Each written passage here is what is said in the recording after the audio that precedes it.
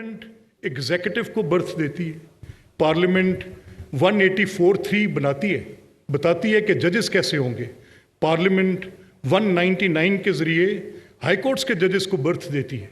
तो the place which can give birth, it has every right to question the appointments and the removals of जजेस। ये सब वहीं पर अभी तक मैं समझ रहा हूँ कि ये नाकाफ़ी है। मैं तो इससे एक कदम आगे की बात करता हूँ।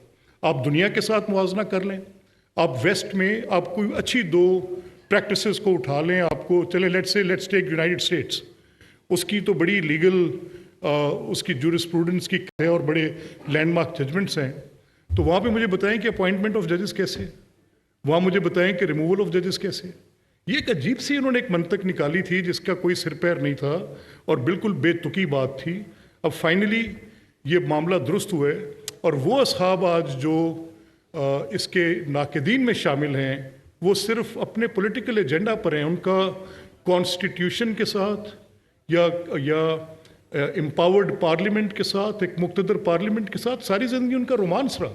लेकिन जब अब वक्त है, जब क़याम का वक्त है तो सजदे में गिर गए जाके। अब समझ ही नहीं आ रही क्या करना।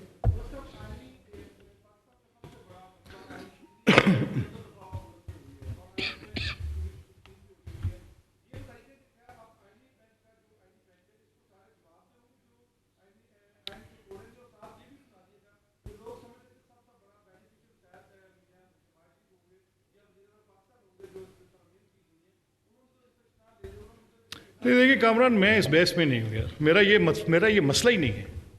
अब मे इट बी दैट 9 जजेस सिट हेयर, 8 जजेस सिट देयर, 2 जजेस सिट हेयर। मैं तो तंग आया हुआ शहरी हूँ, मैं तो आजिज आया हुआ शहरी हूँ। जिसका दिल करता है वो कान से पकड़ के इलेक्टेड लोगों को बाहर निकालता है। मैं कहता हूँ अपनी स्पाइन लाओ यार, खड़े हो जाओ, stand for it. It's an institutional question. मैं अपने आप को पेश करता हूँ फॉर रिप्रेजेंटेशन ऑफ पीपल, और अगर मेरे में इतना मैं दबाव नहीं सह सकता किसी एक बिल्कुल एक ऐसी तशरीह का जो कि हकाइक से बहुत बरअक्स है और जो किसी भी सूरत पे किसी तशरीह के तौर पे मानी नहीं जा सकती, जिसने पूरे बुनियादी ढांचे को वैसे ही हिला दिया था। अब ये बुनियादी ढांचा क्या है, इस पर बड़ी बहस है। मैं कल से बुनियादी ढांचा सुन सुन के थक गया हूँ। बुनियादी ढांचा क्या है? मेरे नज़दीक बुनियादी ढांचा 3 बातों का है कि ये पार्लियामान है, ये एग्जीक्यूटिव है